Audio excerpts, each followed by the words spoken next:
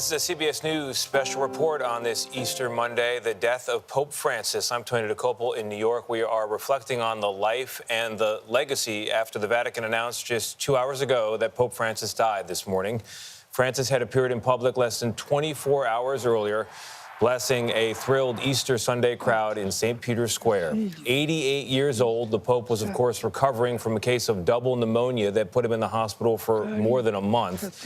In a moment, we're going to talk to Chris Livesay, who is live in Rome. But first, Nora O'Donnell, who we're lucky to have here. She interviewed Francis at the Vatican almost exactly a year ago. Nora, good morning. Your reactions. Yeah, good morning to you, Tony. That's right. You know, he was called the People's Pope, and remarkable to wake up this morning and realize he has passed on this Easter Monday. You know, Pope Francis led the Roman Catholic Church for more than 12 years. Throughout that time, I guess you could consider his papacy as someone who reached out to groups that have been overlooked, marginalized throughout the church history. And this was just one way his papacy set a strikingly different tone. The Holy Father set the tone with his first official act as Pope, reversing a centuries-old tradition. I want to ask you a favor, he said. Before the bishop blesses the people, I ask that you would pray to the Lord to bless me. He named himself after Francis of Assisi, a saint known for his simplicity and humility. The first pope to hail from the Americas, the first Jesuit pope said he wanted a poorer church, one that would include the excluded, rather than living in the lavish papal apartments where popes have lived for hundreds of years. He set an example by choosing to live at the Santa Marta, a simple guest house on Vatican grounds. What an honor. That's where we met him in April 2024. His desire to reach out to ordinary people sent the bulletproof Pope-mobiles into storage. I cannot greet people from inside a sardine can, Francis famously explained, even if it is made of glass. He'd become one of the most popular public figures in the world, regularly speaking up for the voiceless, especially migrants and refugees. During his papacy, he was faced with a wave of clerical sex abuse scandals that stretched to the very highest levels of the church. He was accused at first of being tone deaf in his slow response to the crisis. But then, in 2019, the Pope made sweeping changes to allow for greater accountability and transparency and abolish the top-level confidentiality of pontifical secret. You have said zero tolerance. It cannot be tolerated. When there is a case of a religious man or woman who abuses, the full force of the law falls upon them. In this, there has been a great deal of progress. A few weeks after we interviewed Francis, it was reported that he used a homophobic slur in 2 private meetings. But in his more than a decade as Pope, he voiced support for bringing the LGBTQ community into the church. That push started aboard a papal flight just months into his tenure. Who am I to judge, he said. Hailing from South America, Pope Francis's simple style was a product of his humble beginnings.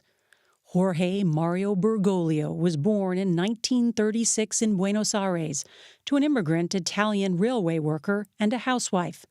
As a young man, he lost part of a lung to an infection. He was ordained at the late age of 32. Francis claimed he only brought a small bag to the conclave that elected him because he expected to be going back home to Argentina. Do you like when you are called the People's Pope? El Papa de la gente. Instead, he became one of the oldest popes in history, having traveled to more than 60 countries and keeping a busy schedule until the final days of his life. What do you hope your legacy is? I never really thought about it. The church is the legacy. The church not only through the Pope, but through you, through every Christian, through everyone. Personally, I get on the bandwagon of the church and its legacy for all. You mean that the church is for everybody? Yes, for everybody.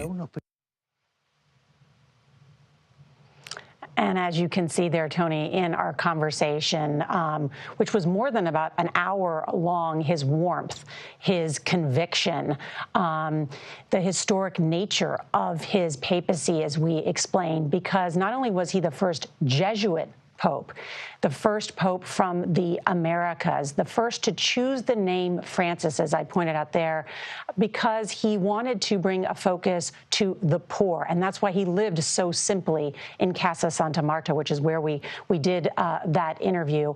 Now, as what his legacy will be, we asked him about that in our interview, and he said he hadn't thought much about it. He hopes the legacy is the church, in his words. But I think in many of the papal scholars that we have spoken to recently and just over a year ago, they noted that he had changed the tune, but not the lyrics of the church. Do you understand what I mean? In other words, a lot of church doctrine did not change, but he did try to make the Catholic Church more inclusive, whether it was his message about gays or same-sex unions to, well, he is not allowing women to become priests or deacons. He did appoint two women to high offices within the Vatican, managerial offices. That is a step forward. And then just one other thing that I thought was really noteworthy, too, that I learned, Tony, spending time with him, is now in St. Peter's Square, where we saw tens of thousands of people yesterday gather to celebrate Easter. There are now showers for the homeless. They can also receive medical care there. And that was part of Francis's outreach, to make sure that the Catholic Church and the world focuses on the poorest of the poor.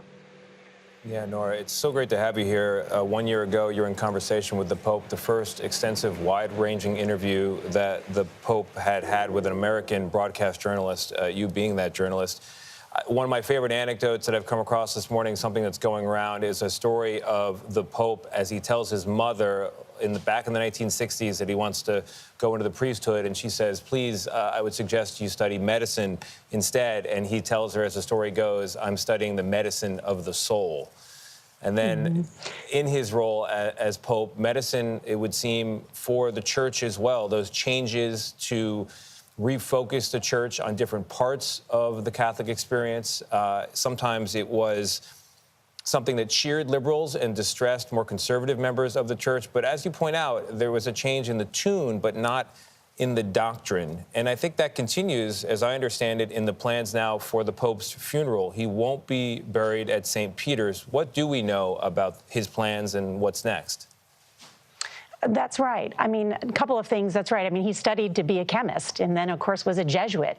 And that's different. And as we talk about how the church may or may not have changed, we should note that as the conclave will commence in some 15 to 20 days from now to choose a new pope, Pope Francis put in place 110 cardinals of the 138 or so that will vote for the next pope. So that is a big influence he has had on the church, even though he has not changed essentially much of the doctrine. So I think that's worth noting as well. And then what was your other question, Tony, about Pope Francis? What do we know? He's not going to be buried in St. Peter's. We know there were changes to the way he was announced as Pope. I love the way your obituary began with the fact that he was blessed by the people before he then blessed the people in turn. It's such a beautiful way to announce himself to the world. So, yes, go on. On that note, what we do know, which is really interesting, he is going to be buried at the Church of St. Mary Major, not inside the Vatican, which is highly unusual. This is the church where he will be buried is the largest Marian church in all of Rome. I was just there a couple of weeks ago. It is actually the church where Pope Francis goes to pray before and after every single international trip that he does. So he has been there more than 100 times. And the reason, it's a really beautiful church. And the reason that he goes there, once again, is to bring the focus to Mary, the Blessed Virgin Mother. This is a picture of him there praying right before this really beautiful picture of the Virgin Mary. And so he will be buried there. And again, I think it's just, like you said, how the Pope has tried to do things differently, to break with the centuries-old tradition of the Roman Catholic Church and to bring attention, whether it is to the marginalized and the poor, or in this case where he will be buried, to Mary. Yeah. A saint that he, of course, and the Blessed Virgin Mother, and to bring attention to her teachings and what she represents for the Catholic Church. You know, it's an amazing thing, as you pointed out, a pope of firsts in his life and now a pope of firsts in his death as well. We have Chris Livesay in Vatican City for us. Chris, where are you? What's the mood there? What are you seeing? What are you hearing? Good morning, Tony. Well, I am overlooking St. Peter's Square just behind me, and you'll hear gongs of the bell. Each one of those gongs represents 1 year of Pope Francis's life. He died, of course, at the age of 88, so we will hear 88 gongs throughout this morning. Apart from those gongs, they really pierce a deafening silence that has laid over St. Peter's Square ever since the news broke this morning, just before 10 a.m. local time, that Pope Francis had died. And that silence really stood out in stark contrast to the scenes we witnessed yesterday here in St. Peter's Square. Pope Francis taking a victory lap of sorts through St. Peter's Square in the Pope Mobile for the very first time since he was discharged from the hospital 3 weeks ago. You can hear him struggling to say, "Happy Easter, brothers and sisters." All of this, we should mention, in defiance of doctor's orders. Now, he was told to stay home and rest and avoid mingling with the public for at least 2 months, but those doctor's orders proved to be too much for the Pope during Holy Week, the holiest week of the year, and of course on Easter Sunday, which really capped off a string of surprise appearances that Pope Francis made. On one example, he just sort of popped up in St. Peter's Basilica behind me, wasn't wearing his zucchetto, that's the head covering of the Pope. He was wearing black pants, so not the papal white, and he had a poncho covering his shoulders as he was wheeled around beside a tomb. So he didn't even look like a pope. It really struck people just how normal and down to earth he appeared.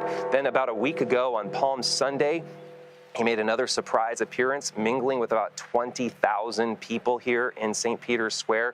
On Thursday, Holy Thursday, he made a surprise appearance at a prison where he kissed hands of many of the prisoners and they kissed his.